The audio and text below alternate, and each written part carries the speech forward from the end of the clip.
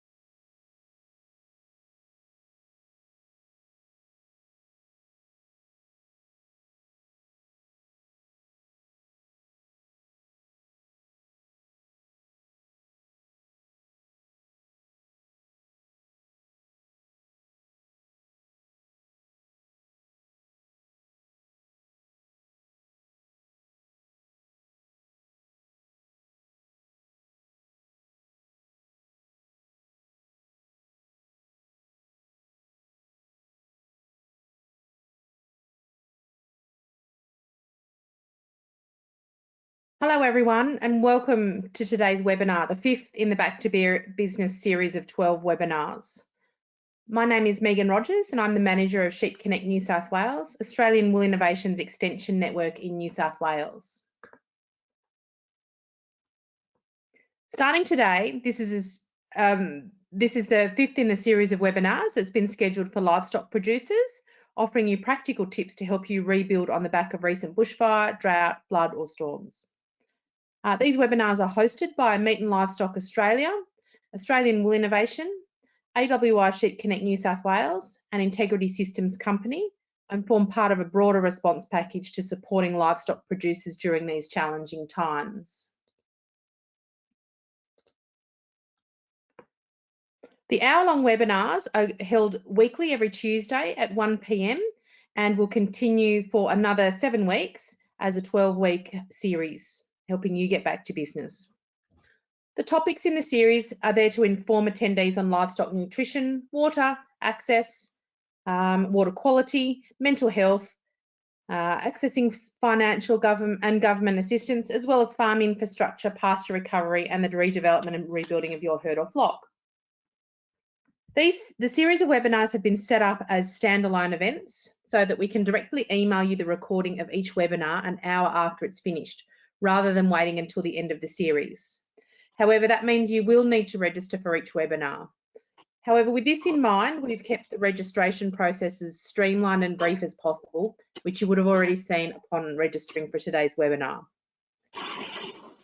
You'll also receive a registration link for next week's webinar in your email following today's webinar. And the recordings will also be posted on the Sheep Connect New South Wales website, as well as AWI and MLA's websites. I'd also like to ask that you please answer the brief evaluation survey at the conclusion of today's webinar, as your feedback is very important and I can't stress this enough. All partnering organisations are keen to hear your feedback and are committed to provide services to you that are relevant, timely, and most of all helpful to your business. Please take the time to answer the 6 questions at the end of this webinar, and I thank you in advance for your help in doing this. I'd now like to run through the housekeeping for today's webinar in terms of how you can ask questions and interact with myself as the host and question administrator, and ask our presenter, Gillian Kelly, questions during the day, the presentation. As is standard procedure with all of our webinars, all attendees are in listen-only mode, which means that you can hear us, but we cannot hear you. If you'd like to ask a question, that's the handouts. I just wanted to run you through the handouts. If you click on the little triangle where the hand next to the word handouts, you'll see that we've got 5 handouts today, not 3.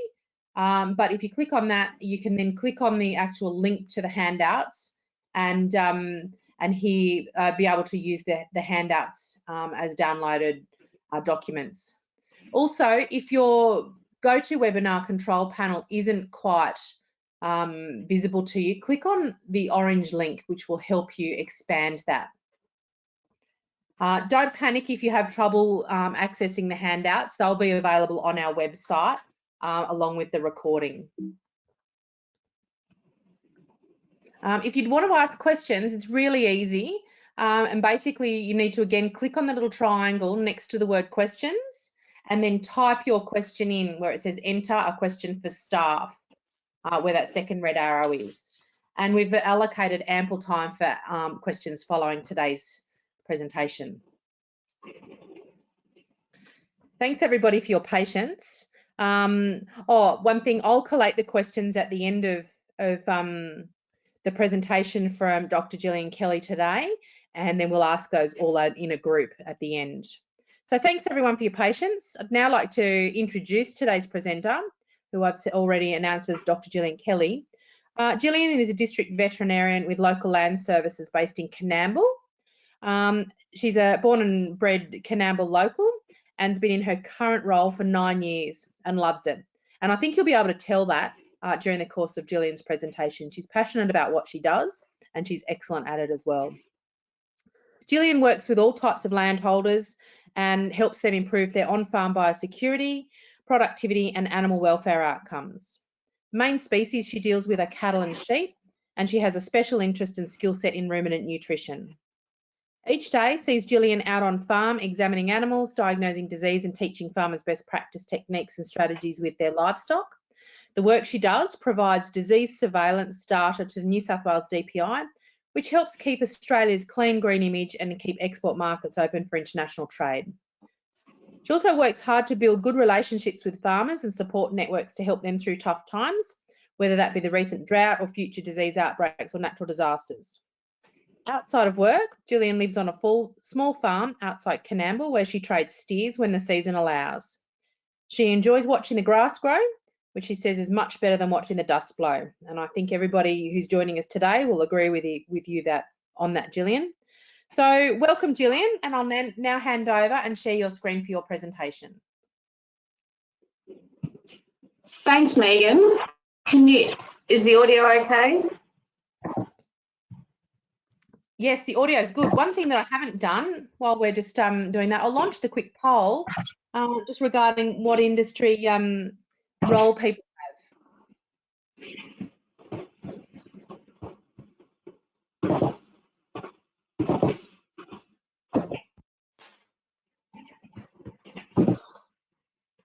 Okay, we've got 66% votes in for our poll.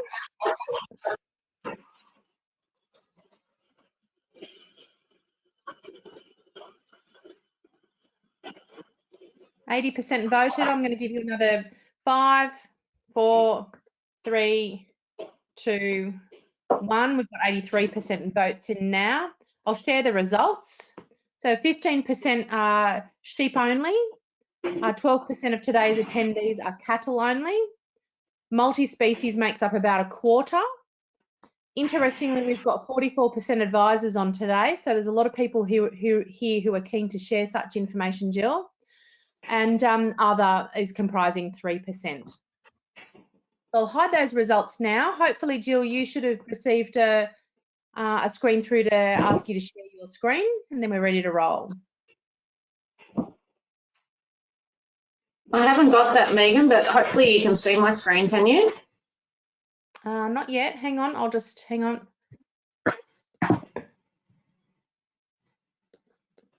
I've got you talking. I'll just change the screen again. Sorry about this, everybody.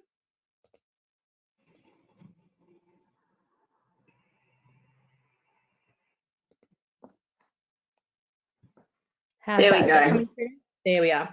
Perfect. Yeah. There we go. Let me just get this.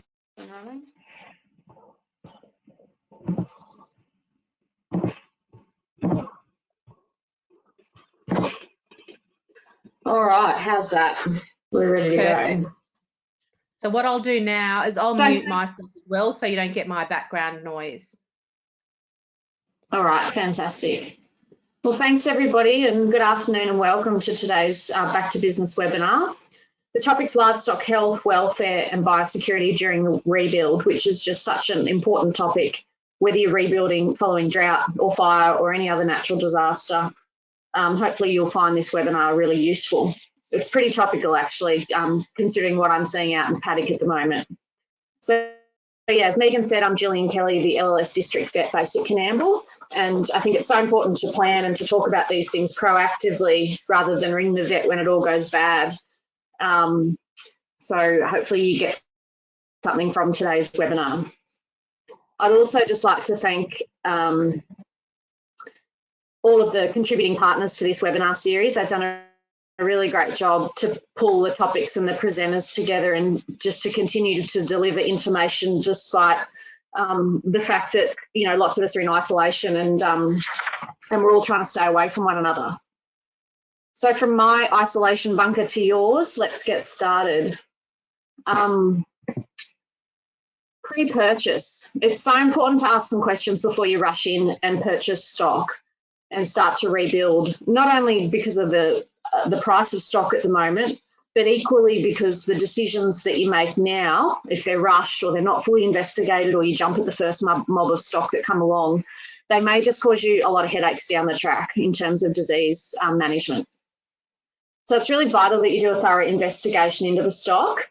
Ask lots of questions. So if you can get hold of the vendor, ask questions of them. If you're talking to their agent, ask lots of questions of the agent, and ask questions on your end too of your trusted agent or vet or livestock advisor. Ask lots and lots of questions. Request a health declaration. So there'll be separate declarations for cattle and sheep. A lot of the times when the stock are advertised, depends how they're being sold, but sometimes these documents are available. If they're not, request one. There's heaps of valuable information on there that you can use to do a risk assessment. Next thing is pull out your farm biosecurity plan. So I can hear you all saying, what? What's that? Well, you should remember this. You should have a farm biosecurity plan. You would have maybe created it when the cattle JBAS system changed back in 2017, or you may have created it to become LPA accredited and get your NVD book. But either way, you should have one, and it's really not a document that's meant to be sitting in a dusty filing cabinet somewhere. It's sort of meant to be a living document that you refresh and refer to often. So pull it out and have a look at it and see what you wrote down as being your priorities with your farm biosecurity, and see if the stock that you're potentially going to be purchasing align with those sorts of standards that's in your plan. And if you're unsure about anything that you either see on the health deck about an answer that you get from the vendor or the agent, or anything at all, just pick up the phone and ask somebody. There's heaps of different people out there with lots of skills that can help advise you on the safety or the disease risk of stock coming in. So now to go into a little bit more detail about these health declarations. This is a cattle health declaration. We'll go through cattle first and then sheep. But when you get these documents, these are just, they're available online and you can just print them off. You don't have to buy a book or anything like that.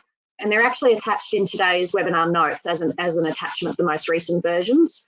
So they're very handy when you're selling stock to supply one with the stock, but also it's useful to have one at home so you can look through the questions and work out what they mean before you go and inquire about buying stock. So I've gone through the different diseases that this document will tell you about. The first one being Johne's disease, or JBAS for cattle. So it's in red. So if you follow the red stars, there's different questions about Johne's disease on there. So since 2017, the cattle Johne's disease has been deregulated across the country, and now we operate on JBAS scores, which stands for Johne's Beef Assurance Score. If you transitioned in New South Wales from the beef protected area into the new system and you have a farm biosecurity plan, you'll have a JBAS of 6.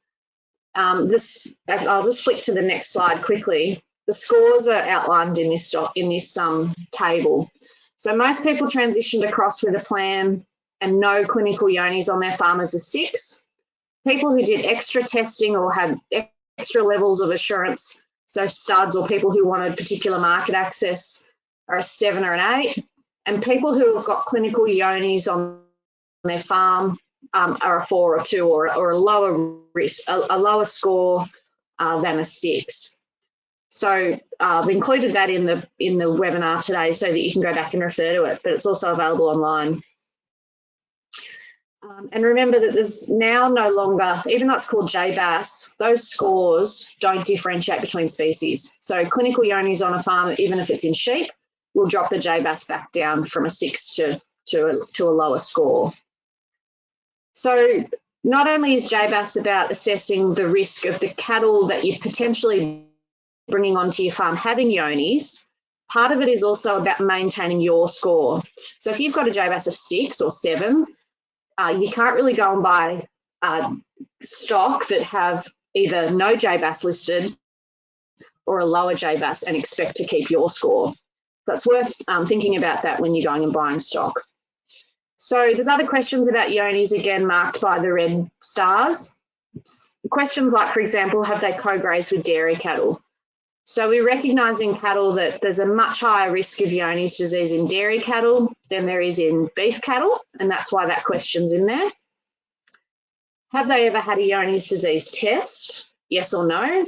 And if so, which test? And was it negative? So obviously stock that have been tested for Johne's and found to be negative, but that's wonderful. That's a really high surety that they don't have Johne's, so that's a good thing. So yeah, have a look at that. And hopefully that just in a very short space of time describes what JBAS is and why it's important. The blue star, if you look at the blue star, is pestivirus. So again, it will depend on your farm biosecurity plan and what's important to your farm as to whether you're interested in the pestivirus information on here.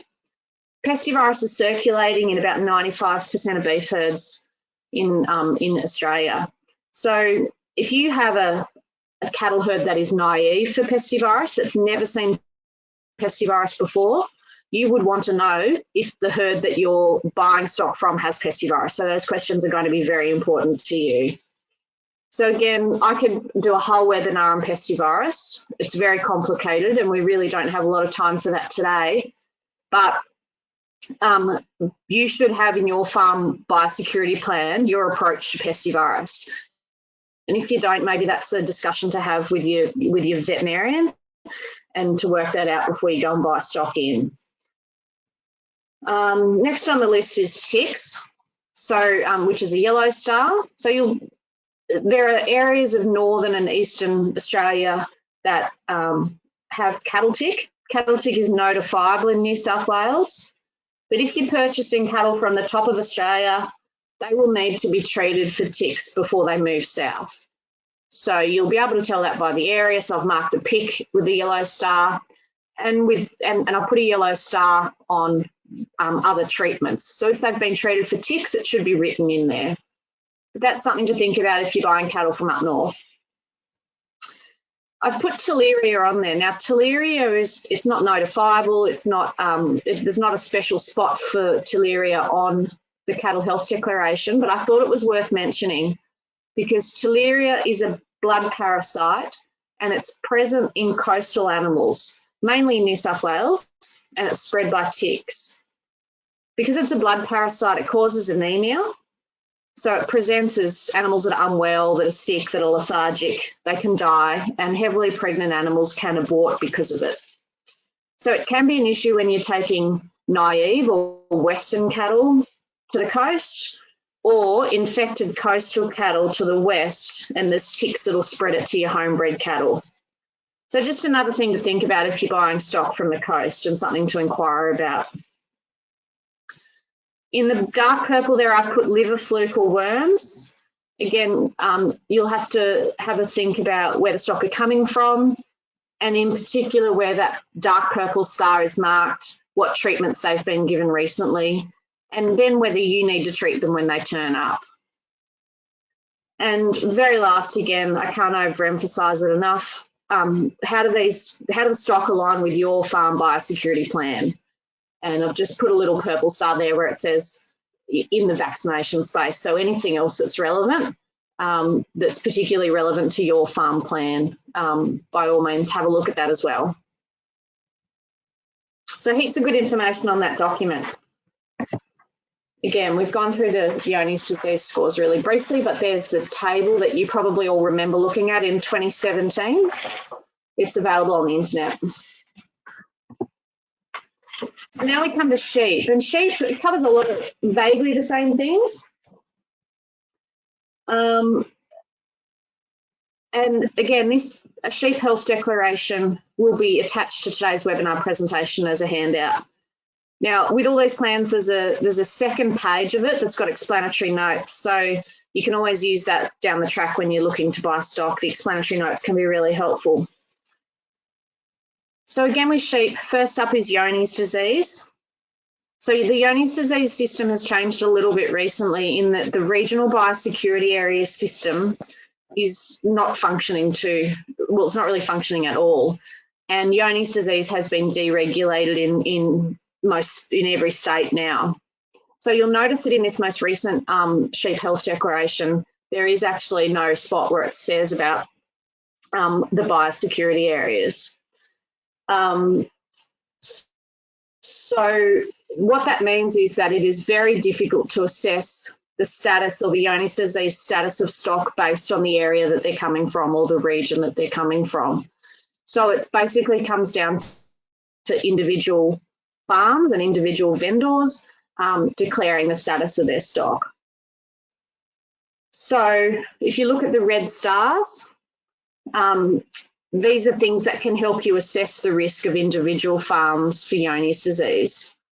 So that first one is the number of different sources of sheep that have been introduced onto the consignment property in the last 5 years. So 0, 1 to 5, 6 up, or rams only. So basically, if people are trading all the time and there's lots of animals in and out, there can be more disease risk. So that's just something to think about. It's not a hard and fast rule, but just something to think about. If we go down to question 7, the other red star, all consigned sheep with Johne's disease approved vaccinates, yes or no, and how long have they been vaccinating for? So a lot of people are vaccinating these days, and they can be doing it for different reasons. So they can be vaccinating because they've got Johne's on the farm and they're using the vaccination to control clinical disease because it's a very useful vaccine in that regard. And that's fine. What that may mean is, though, the sheep will be clinically normal, a portion may still shed Johne's disease. So that's a consideration if you've got a farm that doesn't have Johne's. You really don't want to bring shedding animals that can shed Johne's disease onto your farm. Number 8 is all consigned sheep are from a sheep market assurance program flock, yes or no? So this is mainly something that you'll see studs that studs are part of, but being part of a sheep map program gives you a pretty high level of certainty that those sheep don't have Johne's disease. Question 9, all sheep are from a flock with a negative test for Johne's disease. Usually it's a pool fecal culture or it's an Abattoir 500 or an Abattoir slaughter test.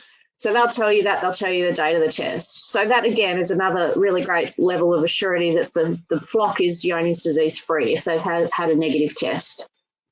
And then any other Johne's disease management practices carried out. So they're all really good Johne's disease questions that you can use to make an assessment. If you have a look then at the blue stars, these are questions about foot rot. So moving into a wet period, we do expect to see sheep with sore feet. What we really don't want to import onto our farms is nasty virulent foot rot. It's notifiable and quarantinable in New South Wales. So yeah, we not only want sheep that are sound and that don't have sore feet and that particularly don't have virulent foot rot, but we also want a level of assurity in this declaration so that if we get them to our farm and we find that there's a problem, we can look back on that document and you know, say, well, they were free when they got here or whatever. if you have a look then at the yellow stars for lice, there's actually a declaration that the sheep are free of lice, yes or no, and then a spot where external parasite treatments can be declared on the form. So that's good to look for. Brucellosis is the green star. So all sheep are from a flock in an OB accredited scheme. Again, this is mainly studs, but it's something that you may be looking for on your flock, on your farm, depending on your own farm biosecurity plan. So that's something also good to look for. And then I've just put here drench resistance. We're going to talk more about quarantine drenching new stock that come onto the farm soon, but drench resistance, I've put a purple star up where the pick is. There's different areas will have different levels of drench resistance, and also the internal parasite treatments that have been given recently is a really useful thing to know for stock that are coming onto the farm. And again, how do these stock align with your farm plan? You can also get some access to some really handy information from the NVD. And I know that you don't often see the NVD until after the animals have been sold, but it's really handy if you can get access to this prior. So I've included just a draft document here for cattle, but you'll find similar information on the sheep one.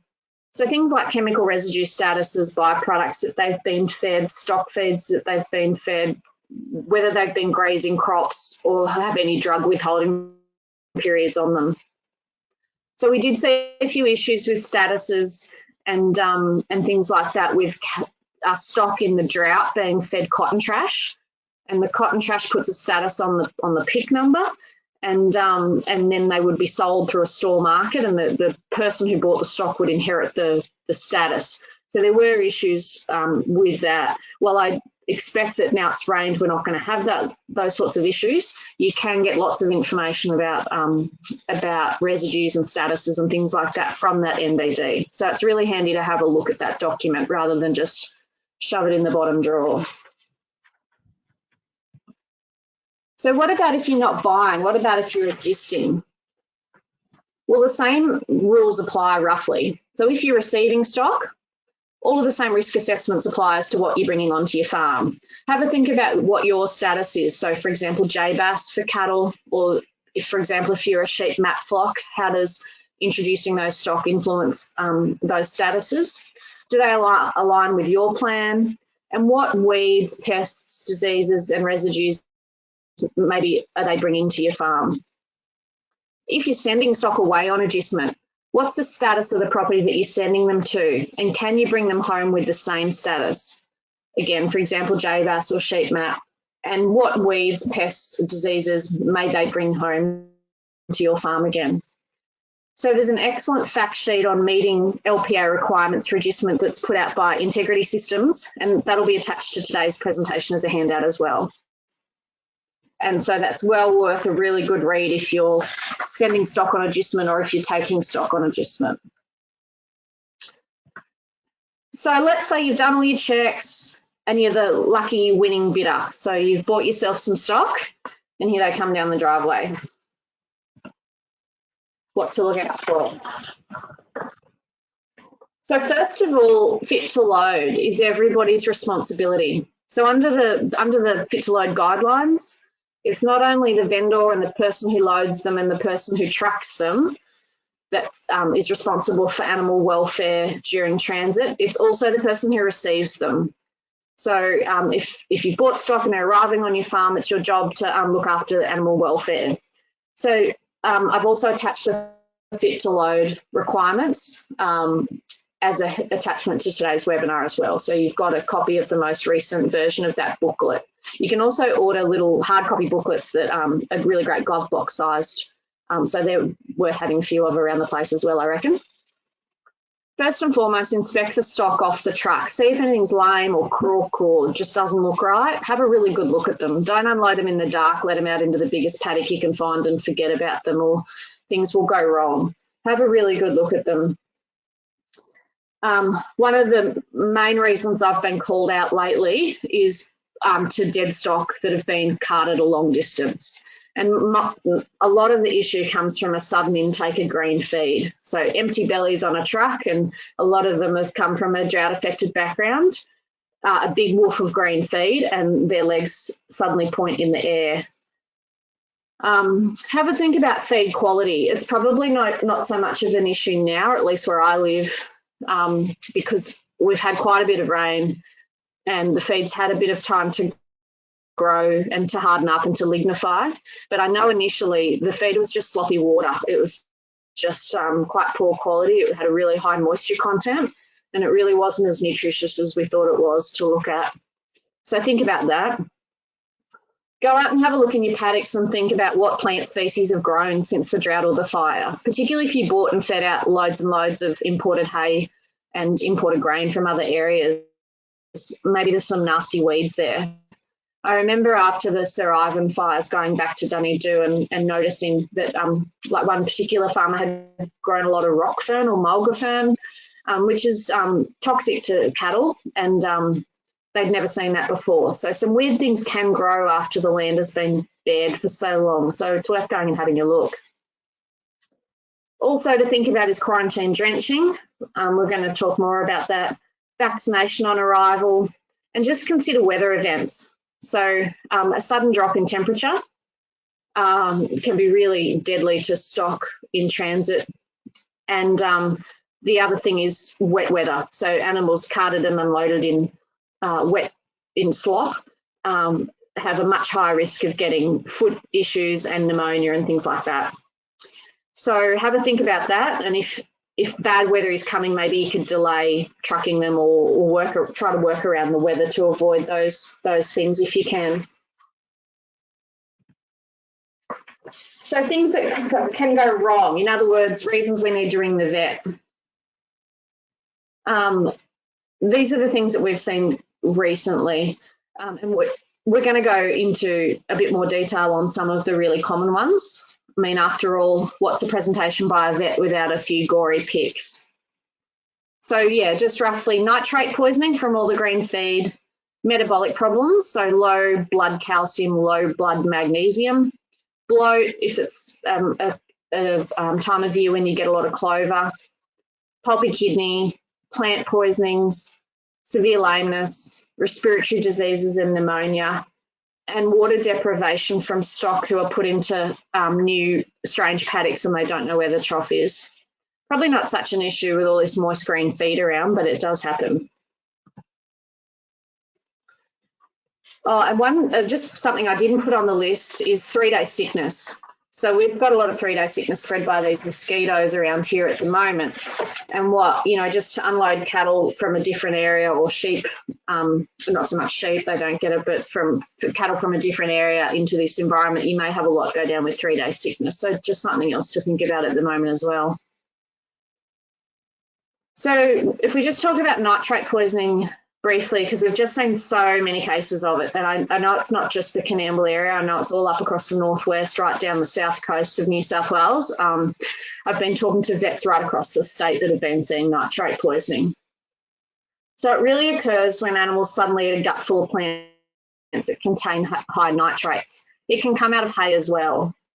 So nitrates build up in plants after drought, after fecal contamination, so particularly around plants that grow in yards or containment feeding areas, where there's fertiliser application, or when the plants get stressed or wilt or there's overcast weather.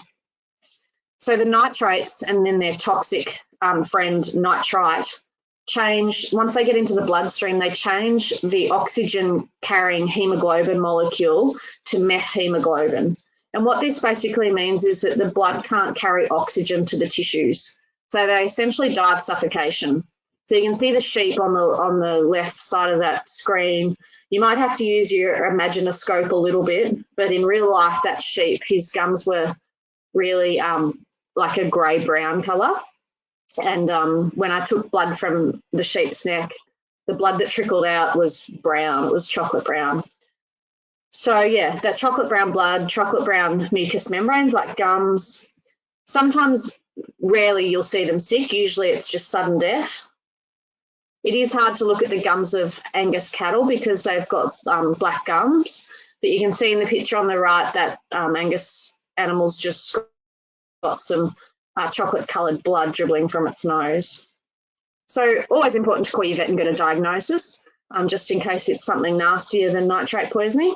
But yeah, it's really common at the moment, and there's a long list of plants that will cause it. We were particularly suspicious of the pigweed to start with, and we started to do some plant testing, and we found that the cathead and the button grass were just as toxic as the pigweed. So I think my rule now is if it's actively growing and it's green, it's probably toxic. So they can still graze it. It just needs to be slowly introduced and managed properly so they don't get a big gutful of it all at once. So this is just an example of nitrate poisoning and how it can occur. So we've got stock that have been drought lotted and then led out onto a cereal crop. It's a monoculture. Animals don't love monocultures. They like to go and choose something else to eat. There's some variegated thistle around the outside of the paddock that's been sprayed, so it's nice and wilted and yellow and yummy. And they're not supplemented with hay or anything else. And it's quite overcast, the weather. So that is just a nitrate poisoning superstorm. You've got lots and lots of risk factors there. And of course, the animals went into the crop, decided to eat the weeds around the edge and died of nitrate poisoning. So just an example of how it can happen. Another really, really common problem that we see with stock straight off trucks, it will happen with sheep and with cattle, is metabolic issues. So low blood calcium and low blood magnesium. So these sorts of things, particularly calcium, we see a lot of. Calcium is really vital for muscle function, and a lot of our drought diets are low in calcium. And at the moment, all of our green feed is kind of low in calcium, but really high in potassium, and all that potassium inhibits calcium and magnesium absorption. And it seems to be worse when the animals end up with an empty belly after being transported, and they get a bit stressed. So their blood levels of calcium and magnesium drop. And this is just an example of how they look. So you can see his muscles are all twitchy. He's having trouble getting coordinated, and see the head tremor and the really jittery muscles. That's pretty classic hypocalcemia. So the good news is it's easily fixed with supplementation of minerals, so calcium, magnesium, and salt. We also, and filling their bellies up also really, really helps.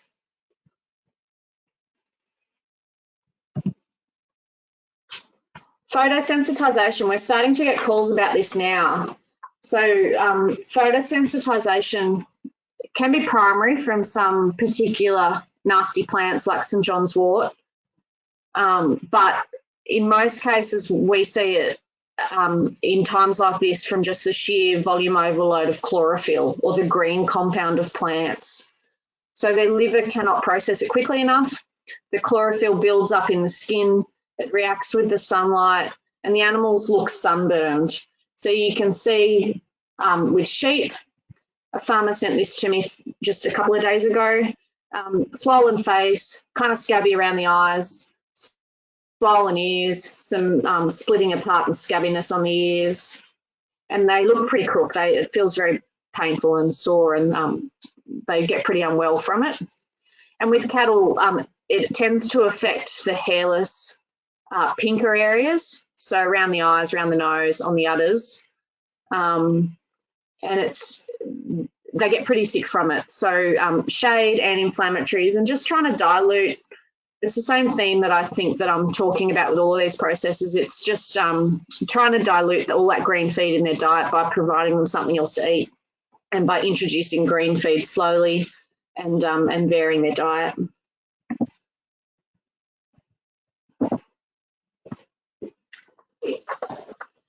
Pulpy kidney. So pulpy kidney is a clostridial disease, and it's caused by a sudden dietary change and an overload of carbohydrate, which causes a nasty bug to grow in their gut, a clostridium bacteria, which produces toxins, which rapidly kills the animal. So just to note that many brands of Pulpy Kidney vaccine on the market only offer immunity for 3 or 4 months under high challenge. And I don't think a lot of people realise that. A lot of people think if you give them their booster once a year, they're right. Well, they're actually not. They need to be boosted more regularly than that if they're going on to a high challenge situation. And I think lush growing green feed after a drought or after a fire is probably the highest challenge situation that you can get. So yeah, please give them a booster prior to going on to green feed. It's a very cheap insurance policy. All right, and I just wanted to briefly talk about drench resistance, because there's 2 ways to get drench resistance. You can either generate your own by overusing drenches, or you can import somebody else's problem.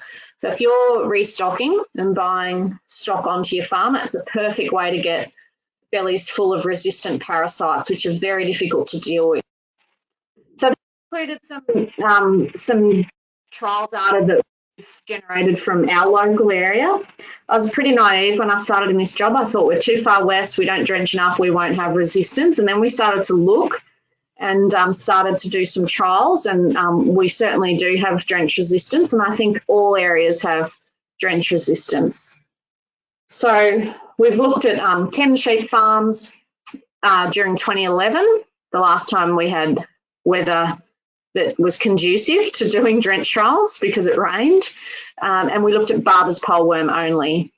But as you can see, there was lots of resistance to the white drenches, quite significant resistance to the mectin drenches, a little bit of closanthal resistance, but yeah, we got some really valuable information out of those drench trials about what works and what doesn't.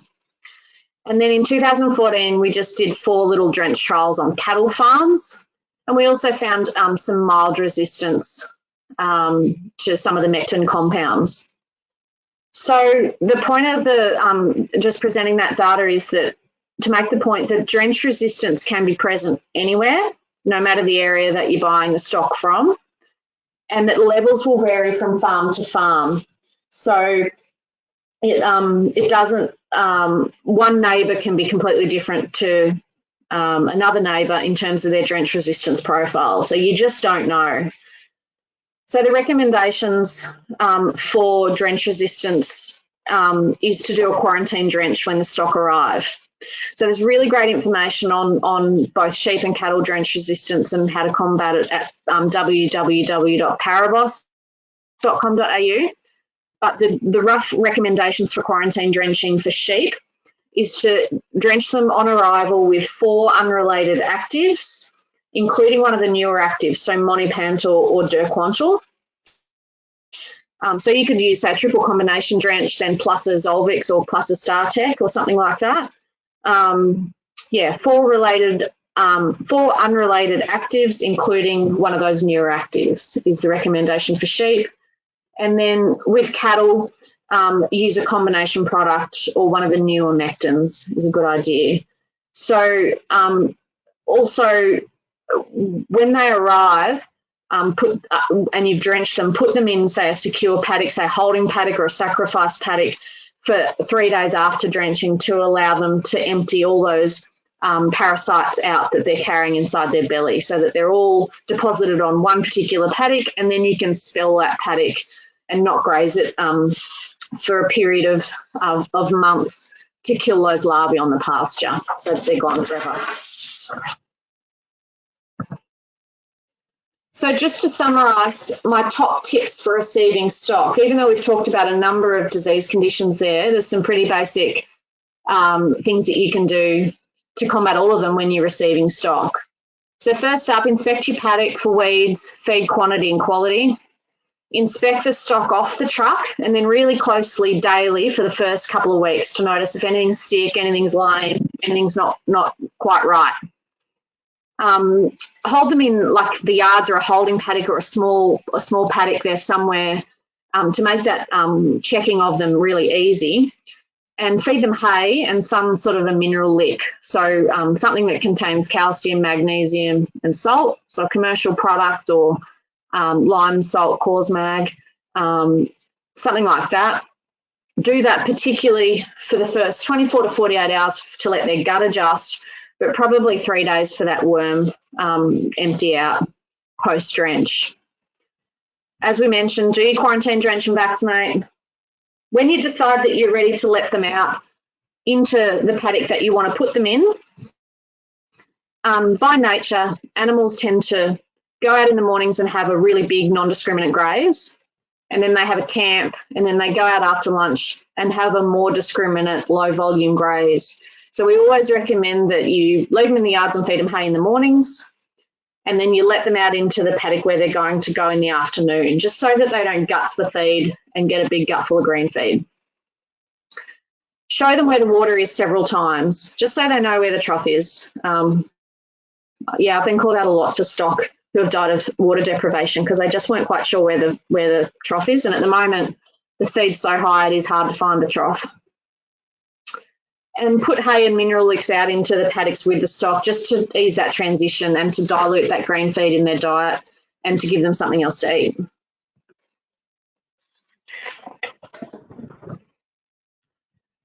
I just wanted to mention traceability. So traceability is so vitally important. With the system the way it works now, everybody has to be LPA accreditation to use NVDs. So you've all got a plan and you should have all done the online assessments. So when you complete this and when you sign that LPA NVD, you're guaranteeing that your farm meets the requirements and ultimately our red meat customer expectations. So traceability is a big part of that and it's really, really important. So if you're buying stock, it's the receiver's job, whoever receives the stock, to transfer them on the NLIS. So for cattle, this means individually, and for sheep, it's mob-based. And you need to do it within 2 days of arrival. So that time frame has been shortened from 7 days down to 2 days, and it's really important. You need to keep all your documentation, like your NVDs and your cattle health declarations and your sheep health declarations. It's 7 years in New South Wales, so keep hold of them. And just to note that there will be new NVD versions coming out on the 1st of July. Both the old version and the new version will be accepted for 6 months after that, but that change is coming. Now, if you're agisting, the owner of the cattle or the person receiving the cattle, if this has been agreed, must do the transfer within 2 days of movement. So it's ultimately the owner of the cattle, it's either their job to do it or to arrange for the person receiving it to do it. But yeah, they still do need to be transferred even if they're just going on agistment. So the integrity of our traceability system is the reason why we get to enjoy the freedom of market access and the prices that we do. So don't bugger it up. And luckily, another of the back to business topics is maintaining the integrity of Australia's red meat and wool industries. Yeah, that's another webinar topic and it's to be held on June 9th. And that'll go into more detail on your traceability requirements and the workings of the NLIS and the new NVD changes. So yeah, very important, put that in your diaries. So just another little note that producers in fire affected regions can now access these one-on-one sessions with local farm management consultants. And so, yeah, there's a list of details there, which I'm sure are available on the Sheep Connect and the MLA website as well, about how to take advantage of that. So thank you. I'm very happy to take lots of questions if you'd like. I'm not sure how we're running for time or how much time we've got left, but they're my details. There are a network of district vets spread right across the state that can help you as well, and they're also more than happy to answer any questions. So thanks. Thanks, Gillian. That's a fabulous presentation, and it's quite a, I guess you've done a stellar job in getting through a pretty big topic in 40 minutes. And I wanted to say thank you for how thorough that was and how informative, but most importantly, how practical your presentation was today. I've got a couple of questions starting to come in. The first one I'd like to ask is from myself, just with regards to when you're doing your pulpy kidney boosters, How far in advance of releasing animals should you really do that, ideally, to ensure that vaccine is actually effective when the sheep or cattle graze on the green pasture? So practically, look, it depends on what their prior history is. So if they've already had their 2 shots, they've had a booster every year, and this really is just a top up, you could let them out, you know, almost immediately or in a few days, you know, because we're just topping up immunity. There should be immunity there anyway. But if you're unsure of their status, or if you know that they haven't had any needles, you really should leave them 7 to 10 days to allow that immune level to get up. And then if you're not sure they really do need a booster, 4 to 6 weeks later to give them the immune maintenance that they need for a longer period. Yeah, it's an expensive way to find out that they're not immune to the pulpy kidney pathogen, that's for sure, because you don't know about it until you find them with their legs up. Yes, and you don't usually just lose 1 or 2, you usually lose lots. So it's the best, cheapest insurance policy, I think. Yeah. Thanks for that one, Gillian. So Jenny's sent a question in, and would nitrate poisoning apply to fire impact areas as well? And is there a higher risk in fire impacted areas? I think that it will. Yes, anywhere that you've got lush green grass growing rapidly. I don't know that fire is any more risk than say drought, but I think anywhere that you've got bare ground and you've got rapidly growing grass after a long period with nothing, and hungry animals, yeah, that's a recipe for disaster. Yeah, it's a scary one, the nitrate poisoning, isn't it? Before I go on to the next question. Yeah, it is. Sorry. Just on that, Megan, you can actually buy nitrate test strips. They're just available online, or if you talk to your local vet, you should be able to get some, and you can actually test the pasture. So you can crush up the pasture and you can dip your test strip in, and it's just a colour change. So it'll tell you whether it's high in nitrates, because the level of nitrates can vary, you know, throughout the day. If it's overcast, if it's sunny, if the plant starts to wilt at lunchtime, the nitrate levels can go up and down. And so while sending off a sample to the lab to assess the risk of the pasture is all well and good, and it can be very interesting, especially if it comes back as high, by the time you send it away and you get your results back 10 days later, the level of nitrate in that pasture could be completely different. And so those nitrate test strips can be handy if you think you're in a high risk area, to have at home. Yeah. It's an important thing to understand. It's quite complex, isn't it? How, you know, you think you can put a rule around something, but certainly nitrate content of plants is you know, very variable. Before I move on to my next question, yeah, Michael, sorry. Oh, sorry. Can I just say one more thing on that, Megan? Yeah, sure.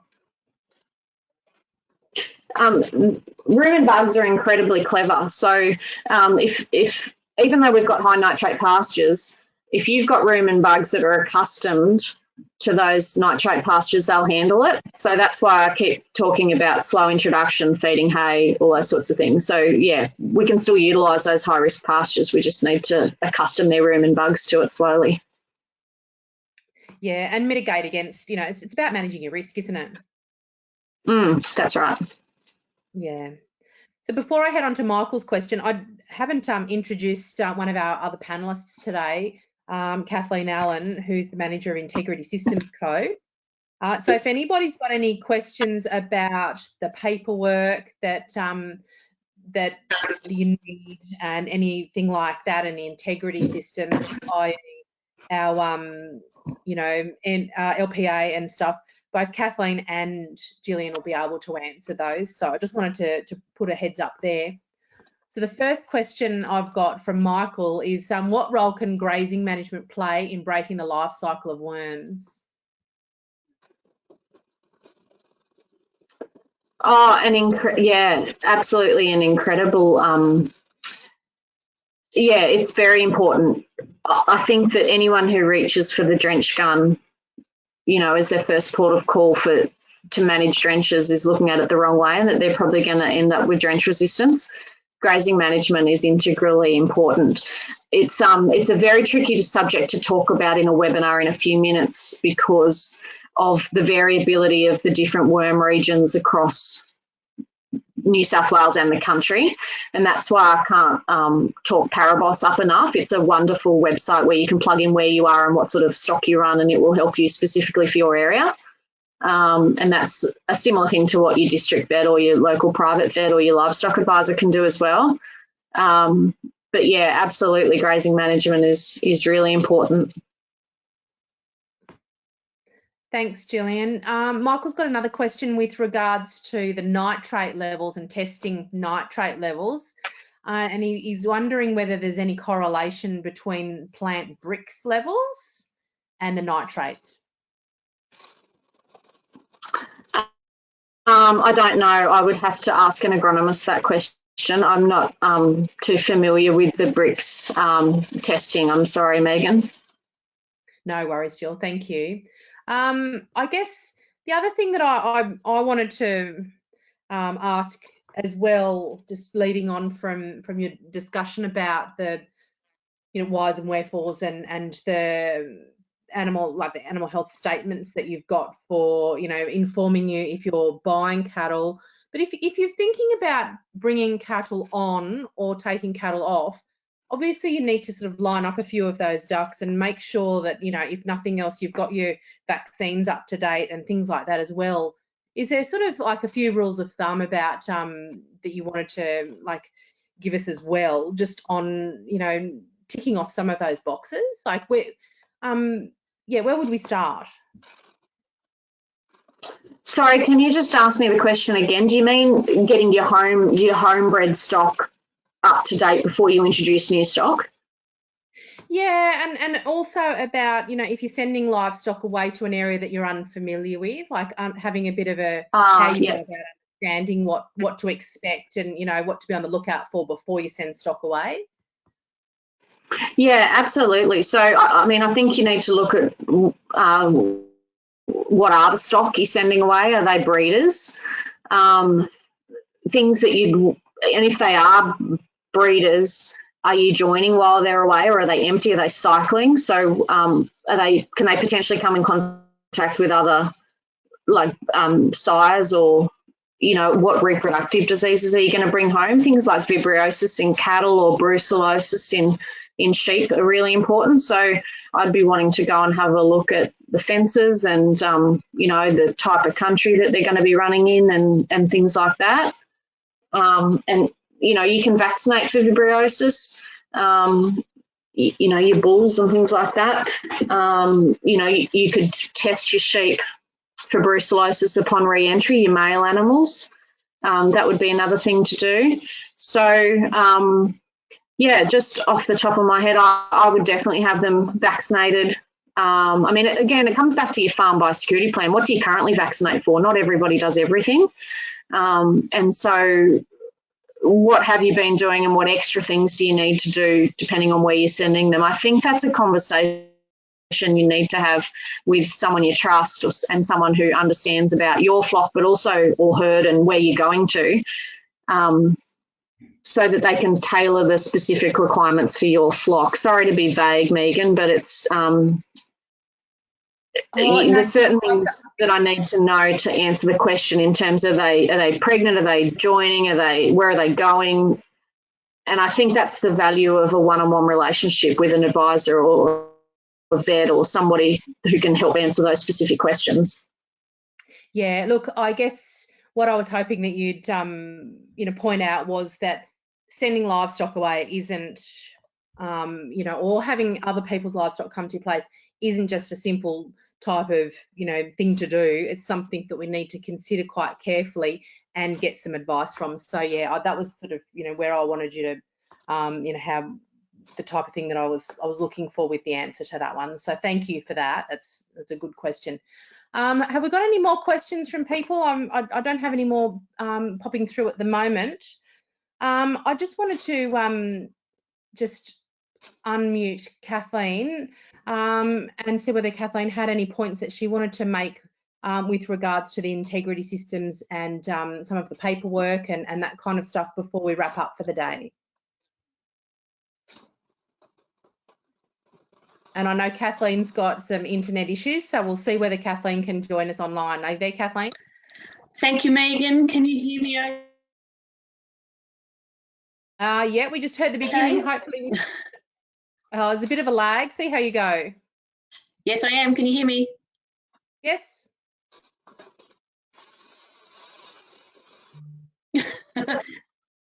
It's a bit of a lag. Thank you very much, and thanks heaps, Megan, for your presentation. It was really great and really practical and insightful. No, I don't really have anything further to add, just that reminder around making sure, particularly for agistment, if you are moving animals on and off, and to maintain the integrity of the entire red meat system. And we do recognise that, yes, during these pretty stressful times, that may or may not necessarily be a priority, particularly things like biosecurity plans and the like, but it is really important that we do continue to protect the integrity of the entire red meat industry, and that we don't make sure that we have our paperwork and our compliance activities in place. And at any stage, if you need any help with doing that, you can absolutely call the help desk or contact Integrity Systems, and happy to provide those details, and they're on the flyer that we've put in the handouts anyway. But that's all from me. Thank you. Thanks, Kathleen. We've certainly, I know that Kathleen's not the only person experiencing some technological issues with the stress that's on the internet in the areas. Gillian, one further question from Aileen. Aileen wants to know, under what circumstances is it safe to bring sheep vaccinated against Johne's disease onto a property where no Johne's disease exists and there's been no vaccination? Well, I guess it comes down to what level of risk you're prepared to accept. So a lot of the trial work that was done by Peter Windsor through Sydney University showed that the vaccination will stop about 90% of the shedding, but 10% is still there. So it just depends on what level of risk you're prepared to take. One thing you could do is just introduce the sheep if you really want those sheep and you think they suit your enterprise, and vaccinate all your homebred sheep and just start a Johne's vaccination program. We're lucky to have the vaccine to stop clinical disease. And the other thing is that if you then are going to go and sell sheep through a store market, there may be people in a Johne's endemic area who can only buy vaccinated sheep because they know they've got Johne's on their farm. And so they're only going to be in the store market to look for Johne's vaccinated sheep. So vaccinating for Johne's may become something you want to do on your farm, not from a disease management point of view, but from a marketing point of view for your stock. So that's one way of approaching, bringing vaccinated sheep onto your farm. Just vaccinate what you've got at home. In terms of, how long, if you don't want to vaccinate your homebred stock and you introduce vaccinated sheep that I don't know how long the piece of string is. I don't know how much they're shedding. I don't know how long it takes the paddocks to get contaminated. I don't know that data's out there. I don't know that research has been done in a practical sense in every situation. I mean, there's so much that can play a part in that: stocking rate, soil type, shade, heat, sunlight. There's so much involved in that. I don't have a specific answer for that. Yeah, but certainly vaccinating your homebred flock is one way of approaching it. And just remember too that stock, both sheep and cattle, don't shed Johne's in their feces until they're an adult animal. So sheep, they say, over a year of age, and cattle, 18 months to 2 years of age. So you can trade lambs. You can introduce trade lambs onto your farm or young animals with absolutely no risk. you know, doesn't matter where they're from or what their yoni's background is, as long as they're slaughtered before they're an adult, they won't shed yonis on your farm. So that may be another thing you could look at. Excellent, thank you. Hopefully that's answered your question there, Aileen. Thanks everybody for your questions. It's always nice to have interaction and questions coming through. And I'm sure that most of the questions today were relevant to others who were participating in the audience. And that now brings us to the end of today's webinar. And thank you, Gillian, for your insights today. I've personally found them very valuable and no doubt helpful to all of those who've joined us today.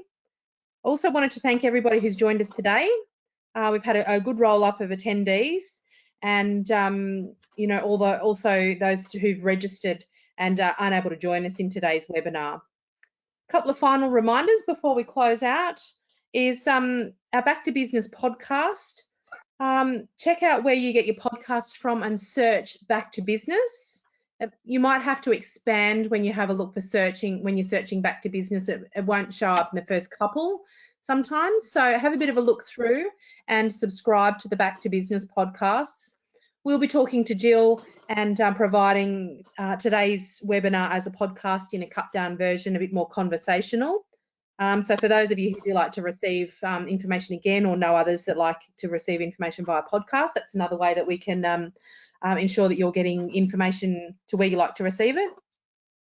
Don't forget to register for next week's webinar, and the link will be coming straight to your email inbox this afternoon with the recording from today's webinar. So thanks again for your time today. We know everybody's busy and appreciate the time that you've taken out to hear from Gillian. And again, thank you, Gillian, for your time. So in closing, on you're welcome. Sorry, Jill. Oh, you're welcome, Megan. Thanks very much. Oh, thank you. So just in closing, on behalf of Meat and Livestock Australia, Australian Wool Innovation and AWI Sheep Connect New South Wales, best wishes to all today and have a very good afternoon. And I look forward to catching up with you next week. Thanks, everyone.